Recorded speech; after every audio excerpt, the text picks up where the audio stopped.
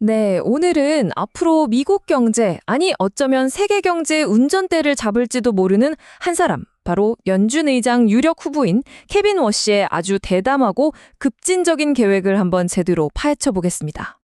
이게 그냥 만약에 하고 던지는 그런 질문이 아닙니다. 케빈 워시라는 인물이 실제로 구상하고 있는 계획이고요. 당장 여러분의 주택담보대출 이자부터 미래 기술 산업의 판도까지 모든 걸 송도리째 바꿀 수 있는 이야기의 시작이라고 할 수 있죠. 그의 큰 그림을 이해하려면요, 먼저 그가 지난 10년 넘게 대체 무엇에 그렇게 반대해 왔는지를 알아야 합니다. 바로 중앙은행이 돈을 찍어서 경기를 부양하는 정책, 양적 완화, 우리가 흔히 QE라고 부르는 바로 그것입니다. 여기서 진짜 놀라운 건 이 사람의 일관성이에요. 처음엔 위기 극복을 위해 찬성했지만 이게 아니다 싶으니까 연준 내부에서부터 돈 푸는 건 이제 그만해야 한다고 계속 경고했고요. 결국엔 닭이 신념을 지키려고 연준 이사 자리까지 던져버렸다는 겁니다. 그냥 반대를 위한 반대가 아니었던 거죠. 오 씨가 QE에 별명을 붙였는데 그게 뭐냐면 바로 거꾸로 가는 로빈후드다는 겁니다. 아시죠? 로빈후드는 부자 것을 뺏어서 가난한 사람을 돕잖아요? 그런데 QE는 정반대라는 거예요. 시장에 돈을 풀어서 주식이나 부동산 같은 자산 가격만 잔뜩 올려놓으니까 결국 자산을 많이 가진 부자들만 더 부자가 되고 불평등은 더 심해졌다는 아주 뼈아픈 지적인 셈이죠.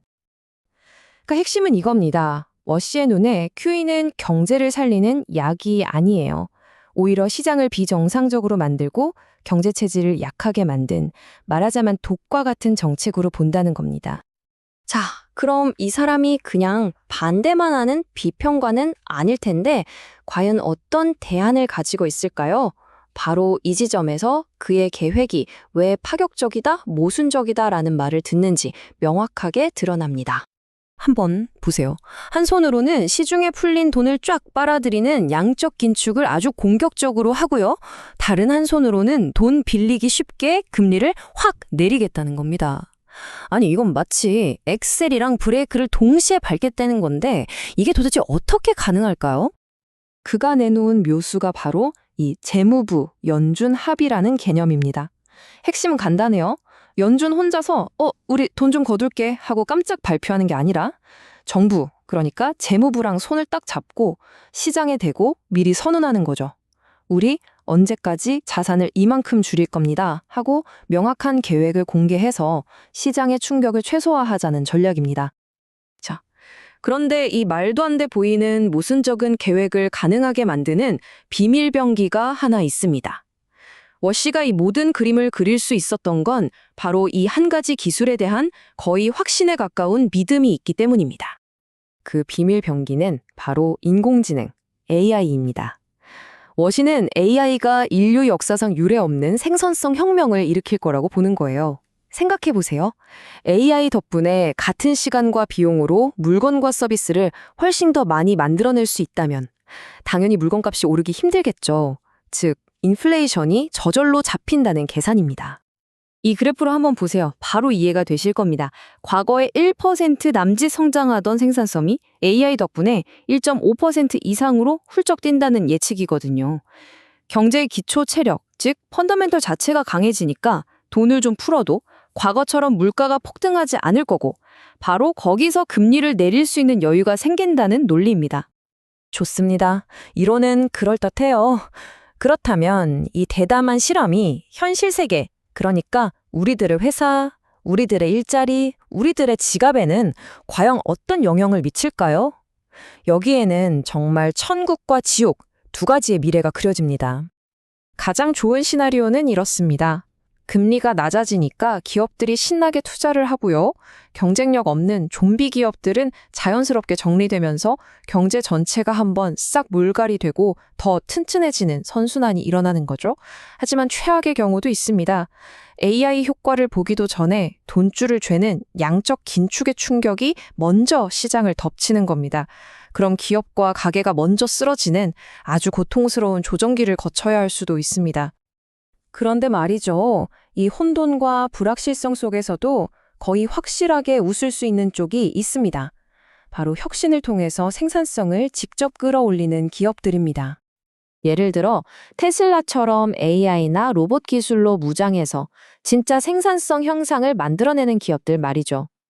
이런 회사들은 워시의 정책이라는 강력한 순풍을 타고 훨훨 날아오를 수 있다는 분석이 나옵니다. 많게는 10에서 20% 이상의 성장을 기대할 수 있다는 거죠. 자, 이제 마지막 퍼즐 조각입니다. 어쩌면 이 계획에서 가장 흥미진진하고 또 가장 논란이 될 만한 부분인데요.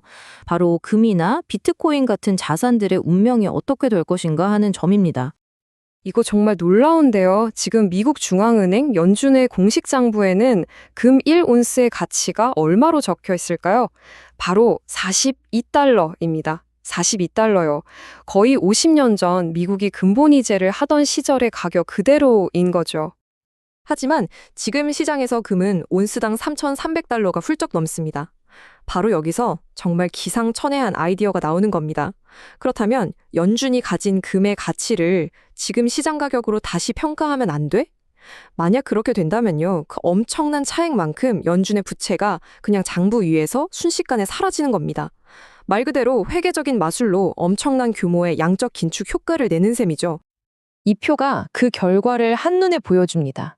핵심은 이거예요. 단기적으로는 돈줄을 죄는 QT 때문에 주식시장을 포함해서 전반적으로 변동성이 커질 수 있습니다. 하지만 길게 보면 테슬라 같은 혁신 기업이나 금처럼 가치가 재평가될 수 있는 자산, 그리고 미래의 전략 자산으로 채택될 가능성이 있는 비트코인 같은 자산들은 완전히 새로운 차원의 기회를 맞을 수도 있다는 겁니다. 결국 우리는 이 마지막 지몸 앞에 서게 됩니다. 케빈 워시의 이 대담한 계획은 AI가 이끄는 새로운 시대를 위한 천재적인 경제 청사진일까요? 아니면 세계 경제 전체를 건 너무나도 위험한 도박일까요?